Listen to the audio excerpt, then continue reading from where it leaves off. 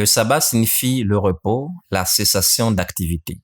Il existe plusieurs sabbats, c'est pourquoi Paul parle des sabbats dans Colossiens chapitre 2, verset 16. Le plus connu des sabbats est le sabbat hebdomadaire, c'est-à-dire le 7e jour de la semaine. Mais en dehors du sabbat hebdomadaire, il existe aussi d'autres sabbats. Ces sabbats sont des jours décrétés fériés pendant les fêtes de l'Éternel que nous lisons dans Lévitique chapitre 23. Aujourd'hui, nous allons parler du sabbat du 7e jour de la semaine. Ils sont nombreux à penser que dimanche est le jour du sabbat car il correspond au 7e jour de la semaine. Or, nous n'utilisons pas le calendrier biblique, c'est-à-dire le calendrier hébraïque. Conformément au calendrier hébraïque, le 7e jour, c'est samedi. Donc, le sabbat hébreu et biblique est célébré le samedi. Il y a cependant plusieurs raisons qui justifient pourquoi certains chrétiens ont choisi le dimanche au lieu du samedi. Pour certains, c'est parce que dimanche correspond au jour de la résurrection du Seigneur Jésus.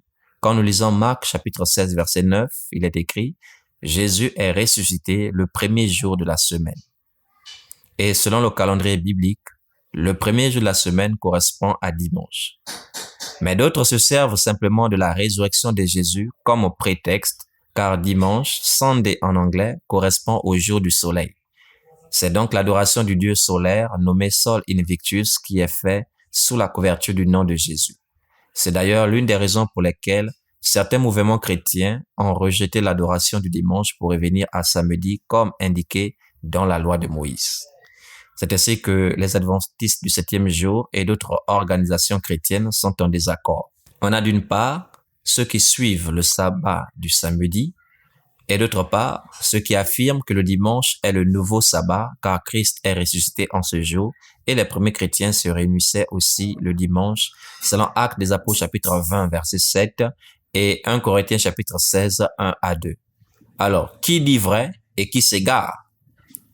Je pense que l'homme aime avoir raison. C'est l'une des raisons pour lesquelles beaucoup ne sont pas dans la vérité, car ils ne recherchent pas la vérité pour se conformer à elle.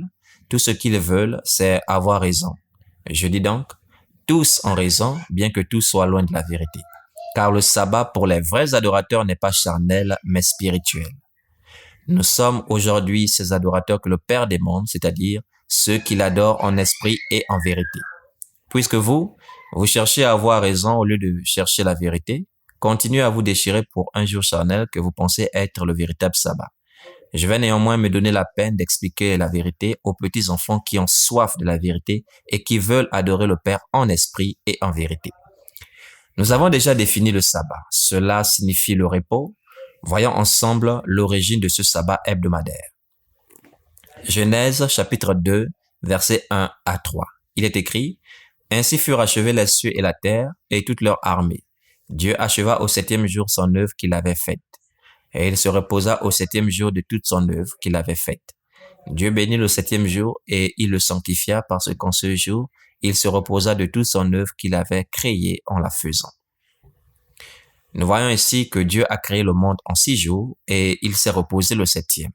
Ce 7e jour, charnellement parlant, c'est le samedi conformément au calendrier juif. Mais d'Adam à Moïse, il n'y avait pas de loi quant au jour du sabbat. Abraham, le père de la foi, a servi Dieu sans avoir besoin de sabbat. C'est à partir de Moïse que la loi du sabbat fut donnée parmi les 10 commandements quand nous lisons Exode chapitre 20, versets 8 à 11. Quand Dieu avait donné cette loi de l'observation du 7e jour, il avait été formel. Il y a une sentence très sévère pour quiconque violerait le jour du sabbat. Lisons cela dans Exode chapitre 35, versets 1 à 3. Il est écrit, « Moïse convoqua toute l'assemblée des enfants d'Israël et leur dit, « Voici les choses que l'Éternel ordonne de faire. On travaillera 6 jours, mais le 7e jour sera pour vous une chose sainte. C'est le sabbat, le jour du repos consacré à l'Éternel. Celui qui fera quelque ouvrage ce jour-là sera puni de mort. Vous n'allumerez point de feu dans aucune de vos demeures le jour du sabbat. » Voyez-vous, celui qui fait une œuvre quelconque ce jour-là doit être puni de mort. On n'a pas dit qu'il sera battu d'un certain nombre de coups, ni qu'il sera emprisonné, mais il sera puni de mort. Je pense que les chrétiens de ce temps plaisantent avec les lois du Seigneur. Vous avez vous-même décidé de vous mettre la corde au cou en voulant encore observer le sabbat. Combien parmi vous travaillent le jour du sabbat? Savez-vous que dans la chair, le sabbat débute le vendredi soir, car le jour dans la Bible ne commence pas à minuit, mais le soir. C'est ainsi que nous lisons dans Genèse 1, il y eut un soir et un matin, et ce fut le premier jour. Le Seigneur dit dans Exode 35 que le jour du sabbat, on ne fera aucune œuvre, ni même allumer le feu en ce jour. Mais de vendredi soir à samedi soir, combien parmi vous allumez le feu? Combien cuisinent pendant cette période? Combien travaillent en ce jour? Et pour vous qui dites que c'est dimanche le jour du sabbat, est-ce que vous ne faites absolument rien en ce jour en dehors du culte? Voyez-vous, l'ignorance vous a amené à vous suicider vous-même en voulant observer le sabbat charnellement. Soyez des adorateurs spirituels. Dieu est formel. Celui qui viole le sabbat mérite la mort. Et comme pour toutes les autres paroles du Seigneur, l'homme pense que le Seigneur plaisante. Et voici qu'un homme avait décidé de violer le sabbat. Allons-y découvrir ensemble la sentence de Dieu sur lui. Ouvrons Nombre, chapitre 15, versets 32 à 36. Il est écrit, « Comme les enfants d'Israël étaient dans le désert, on trouva un homme qui ramassait du bois le jour du sabbat. Ceux qui l'avaient trouvé ramassant du bois l'amenèrent à Moïse, à Aaron et à toute l'assemblée. On le mit en prison, car ce qu'on devait lui faire n'avait pas été déclaré. L'Éternel dit à Moïse, cet homme sera puni de mort. Toute l'assemblée le lapidera hors du camp. Toute l'assemblée le fit sortir du camp et le lapida, et il mourut comme l'Éternel avait ordonné à Moïse. » Vous voyez, cet homme a voulu ramasser du bois le jour du sabbat. Peut-être qu'il avait faim ou froid et qu'il voulait se faire à manger ou se réchauffer. Moïse, le peuple, connaissait la sentence. Il savait que cet homme mérite la mort. Mais émus de compassion, ils ont préféré d'abord l'emprisonner en espérant que Dieu serait compatissant. Après tout, cet homme n'a tué personne. Il n'a fait que ramasser du bois un jour où il ne fallait pas le faire. Mais nous voyons le Seigneur exiger la mort de cet homme. Vous trouverez peut-être Dieu cruel, mais c'est ainsi qu'on raisonne quand on n'a pas la révélation. Je vous éclairerai dans la suite pourquoi quiconque fait un ouvrage quelconque ce jour-là est puni de mort. Je vous invite à devenir des adorateurs qui adorent en esprit et en vérité, et non des adorateurs charnels. Car vous ne savez pas qu'en suivant le précepte du sabbat de Moïse, vous vous exposez à la mort. Vous cherchez à obéir à ce que vous ne connaissez pas. Qui jamais n'a enfreint ce jour de sabbat? Savez-vous qu'en Israël, il n'est pas permis de marcher plus d'1 kilomètre le jour du sabbat? Pensez-vous que c'est en vain que le Seigneur, prédisant le malheur d'Israël, leur dit « Priez que votre fuite n'arrive pas un jour de sabbat » Matthieu 24, verset 20. Car il n'était pas permis de parcourir plus d'1 kilomètre ce jour-là. C'est pourquoi l'Écriture parle de la distance d'un chemin de sabbat dans Actes des Apôtres, chapitre 1, verset 12. Mais lequel d'entre nous n'a jamais dépassé 1 kilomètre de distance en ce jour? Soit pour se rendre au lieu de culte ou à un lieu quelconque. C'est pourquoi le peuple meurt parce qu'il n'a pas la connaissance. Pour nous qui sommes sous la grâce et qui sommes édifiés sur le fondement des apôtres et des prophètes, notre sabbat n'est ni le samedi ni le dimanche, car notre sabbat est spirituel. Je vous ai dit que le sabbat signifie le repos. Or, Jésus déclare dans Matthieu chapitre 11, versets 28 à 29, « Venez à moi, vous tous qui êtes fatigués et chargés, et je vous donnerai du repos. Prenez mon joug sur vous et recevez mes instructions, car je suis doux et humble de cœur, et vous trouverez du repos pour vos âmes. » Amen. Voyez-vous, pour nous, le sabbat, c'est le repos de nos âmes en Christ. Nos âmes qui étaient chargées et fatiguées, c'est-à-dire chargées des péchés et fatiguées de la justification par la loi de Moïse, nos âmes ont en fait trouvé le repos en Christ. Mon âme n'est plus tourmentée, mais elle est en paix avec Christ. J'ai trouvé le repos de mon âme. Ce que vous devez savoir, c'est que le sabbat ou les sabbats donnés par Moïse étaient l'ombre des choses à venir. Cela prophétisait Christ. Et Paul le dit bien dans Colossiens chapitre 2, 16 à 17, où il déclare « Que personne donc ne vous juge au sujet du manger ou du boire, ou au sujet d'une fête, d'une nouvelle lune ou des sabbats. C'était l'ombre des choses à venir, mais le corps est en Christ. » Voyez-vous, c'était l'ombre des choses à venir. Le sabbat était l'ombre du repos en Christ. Et c'est maintenant dans la révélation que nous pouvons comprendre pourquoi celui qui faisait une œuvre quelconque ce jour-là était puni de mort. Cela prophétisait la justification en la foi en Christ sans les œuvres de l'homme, c'est-à-dire de la loi. Selon Romains chapitre 3 verset 28 qui déclare « Car nous pensons que l'homme est justifié par la foi sans les œuvres de la loi. » Mais tous ceux-là qui veulent s'approcher de Dieu par les œuvres de la loi sont déchus de la grâce, selon Galates chapitre 5, verset 4. Et ils seront punis de mort, de la mort éternelle, de la même façon que Dieu déclarait digne de mort tous ceux qui travaillaient le jour du sabbat.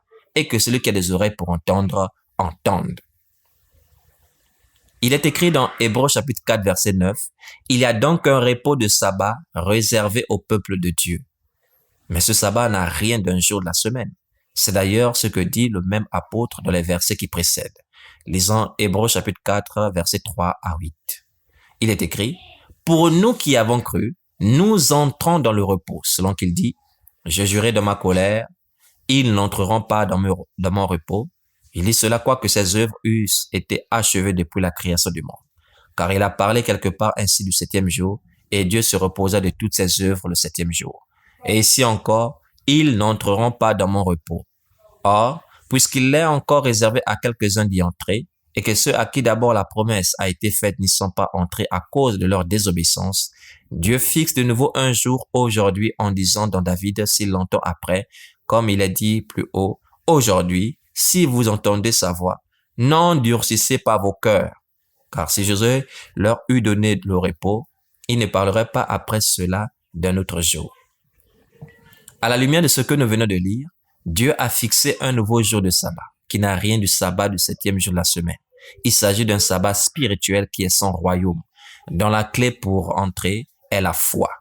C'est pourquoi au verset 3, il est dit, « Pour nous qui avons cru, nous entrons dans le repos. » C'est en Christ que nous entrons dans ce sabbat. Et pour ceux qui ne sont pas encore entrés dans ce repos, au verset 11, il est dit, « Efforçons-nous donc d'entrer dans ce repos, afin que personne ne tombe en donnant le même exemple de désobéissance. » Nous annonçons l'évangile de la vérité pour vous donner d'entrer dans ce repos. C'est pourquoi il est dit, « Aujourd'hui, si vous entendez sa voix, n'endurcissez pas vos cœurs. Acceptez la parole pour entrer dans le sabbat de Dieu et soyez des adorateurs spirituels. » Pour nous, le sabbat n'est ni samedi ni dimanche, mais plutôt le repos de nos âmes en Christ. C'est par rapport à la doctrine. Le sens du sabbat selon la doctrine, c'est le salut de nos âmes par la foi en Jésus-Christ sans les œuvres de la loi. Et par rapport à la prophétie, le sabbat qui est le septième jour de la semaine prophétise le règne de 1000 ans que nous attendons. Je vais vous expliquer. Selon Genèse chapitre 2, versets 1 à 3, Dieu a créé le monde en 6 jours et il s'est reposé le septième. Et selon Genèse chapitre 1, versets 26 à 31, l'homme a été créé le 6e jour à l'image de Dieu. Or, par le péché adamique, l'homme a perdu l'image de Dieu et s'est corrompu en adoptant l'image du diable. Et c'est pourquoi Christ, qui est l'image de Dieu, est venu sur la terre pour nous retransmettre l'image de Dieu. Et il nous a confié sa parole afin qu'en l'annonçant, quiconque croit est transformé en la même image de gloire en gloire.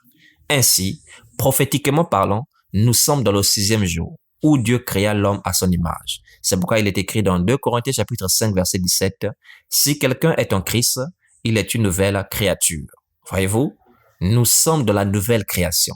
À chaque fois que nous gagnons une âme pour Christ, nous venons de créer l'homme à l'image de Dieu. Par la parole pure que Dieu m'a confiée, il m'a donné le pouvoir de la création. Quiconque croit à la vérité est né de nouveau. Il est une nouvelle créature devant Dieu. Et cette œuvre de la nouvelle création sera achevée quand cette bonne nouvelle aura atteint tous les élus qui sont dispersés dans les nations, selon Matthieu 24, verset 14, qui déclare « Cette bonne nouvelle du royaume sera prêchée dans le monde entier pour servir de témoignage à toutes les nations, alors viendra la fin. » Voyez-vous, une fois la vérité dans le monde entier, le 6e jour, qui est le jour de la création, prendra fin, pour laisser place au 7e jour, qui est le règne de 1000 ans, selon Apocalypse chapitre 20, verset 6. Pourquoi j'affirme que le règne de 1000 ans est le 7e jour? C'est parce qu'il est écrit dans 2 Pierre chapitre 3, verset 8, « Devant Dieu, un jour est comme 1000 ans. » Ainsi, Dieu travaille encore aujourd'hui pour refaire l'homme à son image. Et de nouveau, il adresse à ses apôtres cette parole, « Faisons l'homme à notre image. » Nous avons donc saisi l'appel de Dieu par le ministère de la parole et nous travaillons avec lui pour vous qui êtes le champ de Dieu, l'édifice de Dieu, selon ce que Paul déclare dans 1 Corinthiens 3, verset 9, « Nous sommes ouvriers avec Dieu, vous êtes le champ de Dieu, l'édifice de Dieu. » Nous sommes donc à l'œuvre avec Dieu pour vous Et de la même façon que Dieu s'était reposé le septième jour après avoir travaillé, c'est ainsi que nous aussi, nous serons dans le repos au règne de 1000 ans. Car un jour égale à 1000 ans devant Dieu. Que celui qui a des oreilles pour entendre, entende. Vous comprenez donc, pour nous, les adorateurs qui adorent en esprit et en vérité, nous comprenons le sabbat différemment. Pour nous, le sabbat, c'est le salut en Christ, selon la doctrine, et le règne de 1000 ans, selon la prophétie.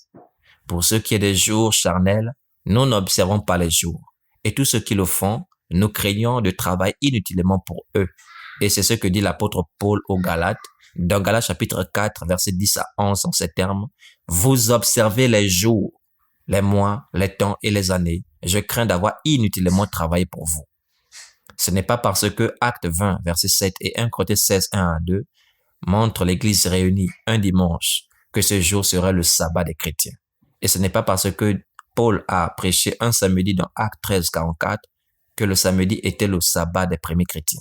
Vous êtes complètement à côté de la plaque, car les premiers chrétiens n'ont jamais déclaré ces jours comme étant leur sabbat. Samedi et dimanche étaient à leurs yeux comme lundi, mardi, mercredi, jeudi et vendredi. Car ce que les faux enseignants ne vous ont pas dit, c'est que les premiers chrétiens s'assemblaient tous les jours, et voici les références. Actes des Apôtres chapitre 2, versets 46 à 47, Actes des Apôtres chapitre 5, verset 42, Actes des Apôtres chapitre 19, verset 9. Donc, dimanche et samedi étaient compris comme les autres jours où ils s'assemblaient. Il est écrit dans Hébreux chapitre 3, verset 13, « Exhortez-vous les uns les autres chaque jour, aussi longtemps qu'on peut dire aujourd'hui, afin qu'aucun de vous ne s'endurcisse par la séduction du péché. » Voyez-vous, on a dit de s'exhorter chaque jour. Si nous nous rassemblons un dimanche, un samedi ou un autre jour, c'est en raison de notre disponibilité et non pas parce que ce jour serait notre sabbat. Que personne ne vous séduise, car nous adorons le Père en esprit et en vérité. Tous les jours sont pour le Seigneur. Il n'y a plus pour nous un jour plus saint que les autres, car notre sabbat est en Christ et nous patientons son règne pour rentrer dans le repos éternel qui est pour nous le septième jour de la prophétie. Que Dieu vous aide à revenir sur le fondement des apôtres et des prophètes. Apôtre Ribaud. Fondement apostolique@gmail.com. Numéro WhatsApp +241 74 30 10 67.